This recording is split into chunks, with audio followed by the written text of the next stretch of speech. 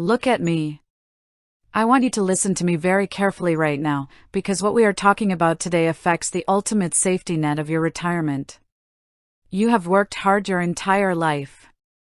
You have paid into the system for decades. And you are sitting there thinking, Susie, when I turn 62, or 67, or 70, that Social Security check is legally mine. Nobody can take it away from me.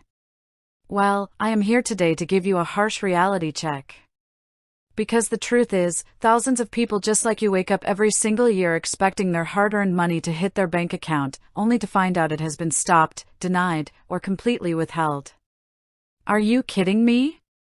Can you imagine the absolute panic of opening your mailbox or checking your online portal, only to see a big fat zero?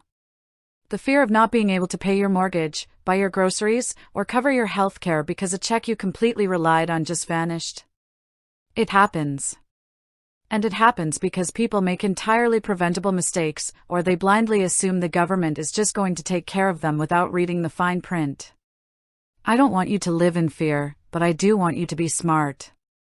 So let's answer the question that is standing between you and your financial security: why on earth would someone not get their Social Security benefits? The very first reason, and this trips up so many people who want to keep active in retirement, is working too much while claiming early. If you decide to take your retirement benefits before you reach your full retirement age, which for most of you watching is 67, the Social Security Administration puts a strict leash on your earnings. If you go out and get a part-time job, or consult, and you make more than the annual limit, they will literally claw back your benefits. They will withhold $1 for every $2 you earn over that limit. Think about that. You are trying to get ahead, and instead, you are wiping out your benefit checks because you didn't know the rules. Now, once you hit full retirement age, that limit completely disappears. But if you are early, you have got to watch your income like a hawk. The second major reason people get entirely denied is something called the 40 credit rule. To qualify for retirement benefits on your own work record, you must have accumulated at least 40 credits over your lifetime. That basically translates to 10 years of work.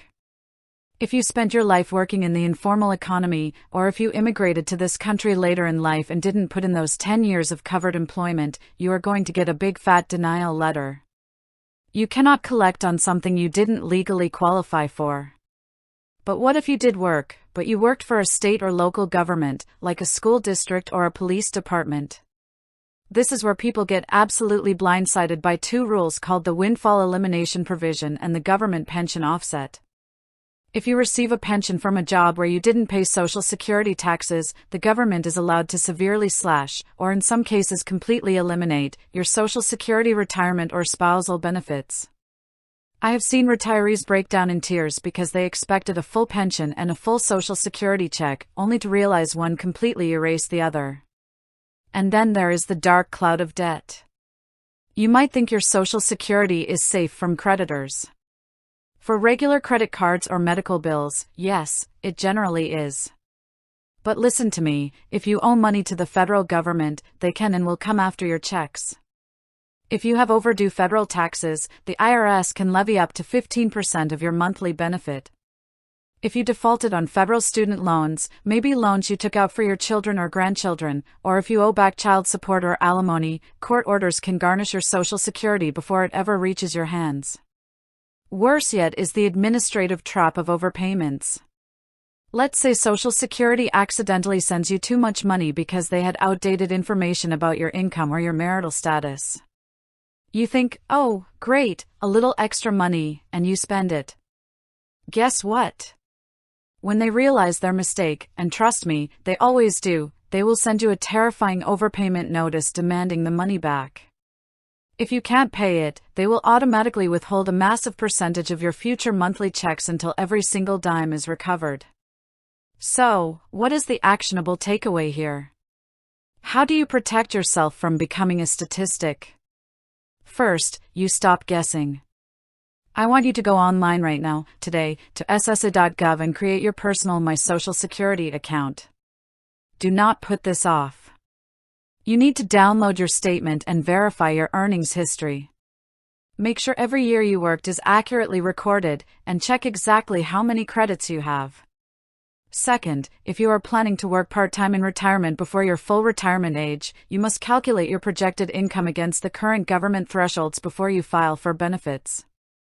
Third, if you have outstanding federal debts or unresolved tax issues, you need to address them immediately. Set up a payment plan now, because resolving it on your own terms is a whole lot better than letting the government raid your retirement checks. And finally, open your mail and keep your contact information updated. If the Social Security Administration tries to reach out to verify your details or ask a question, and you don't respond, they will suspend your payments without a second thought. Your financial independence in retirement is entirely up to you.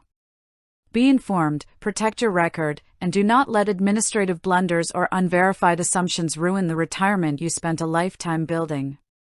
Stay safe and stay smart.